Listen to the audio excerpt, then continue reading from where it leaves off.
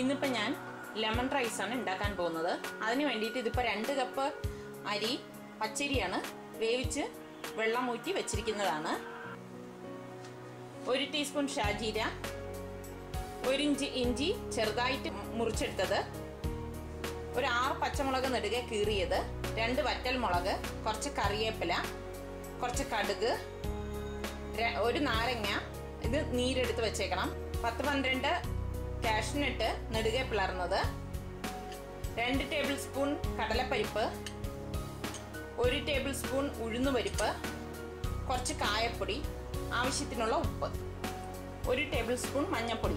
ഇത്രയാണ് ഇതിന് വേണ്ടത്. ഇനി എങ്ങനെ ഉണ്ടാക്കുന്നത് നോക്കാം. ഒരു പാൻ ചൂടാകുമ്പോഴേക്ക് അതിലേക്ക് കുറച്ച് എണ്ണ ഒഴിച്ചു കൊടുക്കാം. പാൻ ചൂടാകുമ്പോഴേക്ക് കുറച്ച് കടുക് ഇട്ട് കൊടുക്കാം. കടുക് പൊട്ടുമ്പോഴേക്ക് 2 വറ്റൽമുളക് മുറിച്ചിട്ട് കൊടുക്കാം. ഇപ്പോൾ വലിയ വറ്റൽമുളക് ആയതുകൊണ്ടാണ് ഞാൻ മുറിച്ചിടുന്നത്. ഇതിലേക്ക് കടലപ്പരിപ്പ് ഇട്ട് കൊടുക്കാം, കാഷ്നട്ട് ഇട്ട് കൊടുക്കാം. ഇനി കുറച്ചിട്ട് വേണം ഇളക്കി കൊടുക്കാൻ, കരിഞ്ഞു പോരുത്. എടുത്തു വെച്ചിരിക്കുന്ന ഉഴുന്ന് പൊരിച്ചിട്ട് കൊടുക്കാം.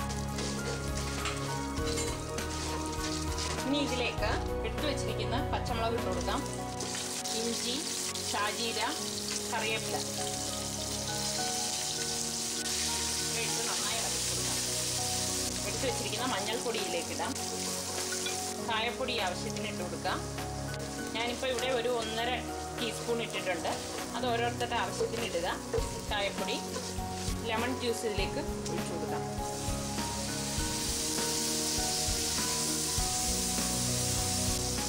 എടുത്തു വെച്ചിരിക്കുന്ന റൈസ് ഇതിലേക്ക് ഇട്ടിട്ട് മിക്സ് ചെയ്ത് കൊടുക്കാം.